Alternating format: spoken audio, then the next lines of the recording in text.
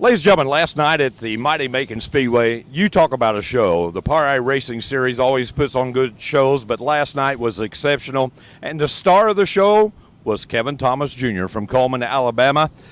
Kevin, what a show, buddy. Yeah, I appreciate it. It was a lot of fun. That was actually the first race I ever got to run at Macon. I think we got rained out last time we were there. So it's a pretty cool little joint, and I enjoyed it. And the car was good, and the racing was spectacular. So that's all you can really ask for. You know, a lot of people said the track was tricky.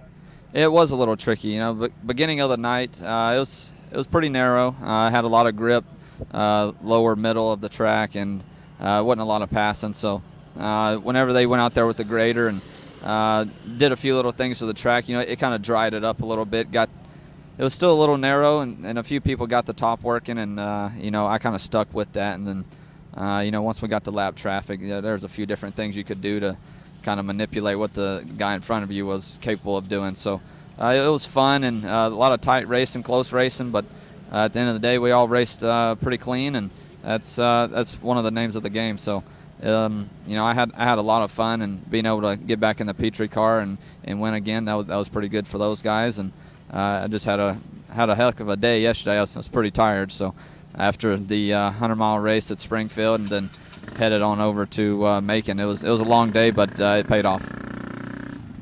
Tell us a little bit about that feature. I made a comment over the PA that I've seen a lot of racing, but I've never seen moves that you were making out there in the lap traffic. Yeah, sometimes you got to just be aware of your surroundings, but you still got to put yourself in positions where it's sometimes 50-50 on you might crash or you might win the race. So last night was one of those. There was a few times where you could get in between some lap cars, and they make one bobble, and it's not going to end up well for you. But if you don't take those chances, you probably don't win the race. And if you do take those chances, it's 50-50 whether you crash or you win. So it was some tight racing there, and being able to get the middle working in between lap cars and in between Tanner and them, that really paid off for us.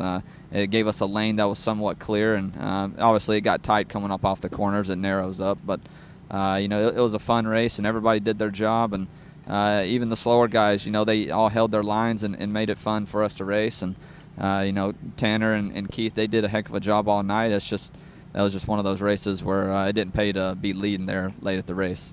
Tricky track last night, but we're at the world-renowned Angel Park Speedway tonight. Very, very fast track. Yeah, it really is fast. The last time I was here was like 2015, and I think we won my first midget race here with Keith, and then I think we ran like third at the Pepsi National. So I don't have very many laps around here, but it is a fun joint, and I think it'll put on a pretty good race tonight. Good luck. Thank you. I appreciate it.